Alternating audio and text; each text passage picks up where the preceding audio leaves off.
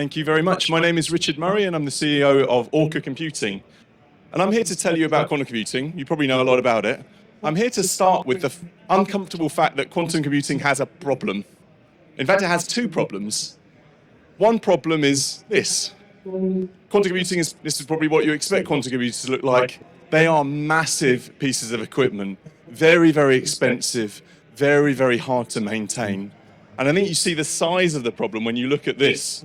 Huge, huge dilution refrigerators being built to scale up these systems. And quite frankly, it's not viable. We all want more qubits, but what we don't want is more infrastructure, more cost, more complexity. That'll slow us all down. The second big problem in quantum computing is the applications. We might all be familiar with applications, but let me just tell you, the very first applications, unlocking applications as quickly as possible, is a huge challenge.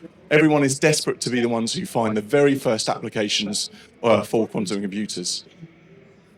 So at Orca, we change all of that. So we build quantum computers from light, from single photons, and in fact from networking equipment. So this is what our system looks like. We've shipped 10 of them throughout the world. And hopefully you agree it looks like no other type of quantum computer. You can't see a single dilution refrigerator. We make it purposefully look like a boring server rack, right? Our customers love us for this. They don't want complexity. They want simplicity. They want tools that they can use.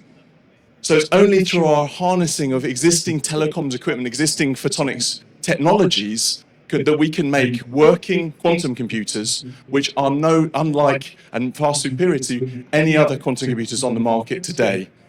So a real breath of fresh air for the whole industry. So what does that mean? Well, if you talk to real customers, they don't want standalone quantum. What they want is the ability to have quantum working side by side with their existing classical computing. And this is the way to unlock the very, very first applications in quantum.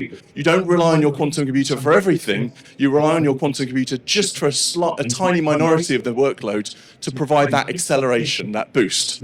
By the way, this is exactly what NVIDIA has been successful at doing for the last 20 years. So we use quantum as an accelerator. And in doing that, what we bring forward is the applications to now, not 10 years' time when we've got error correction, but now.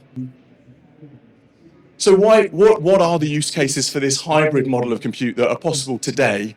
Well, let me just change tack a little bit and say it's quite exciting to learn that the biggest area, the fastest growing area of generative AI at the moment is in healthcare.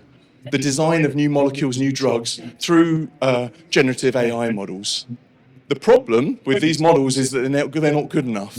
They're only good at predicting a very narrow selection of certain molecules, and they miss many others. So if you were to look at a certain sort of drug discovery problem, I mean, the numbers here are remarkable. The possible different combinations that a molecule can take is something like 10 to the 180, which is more, by the way, than the number of atoms in the universe. It's a huge state space to explore.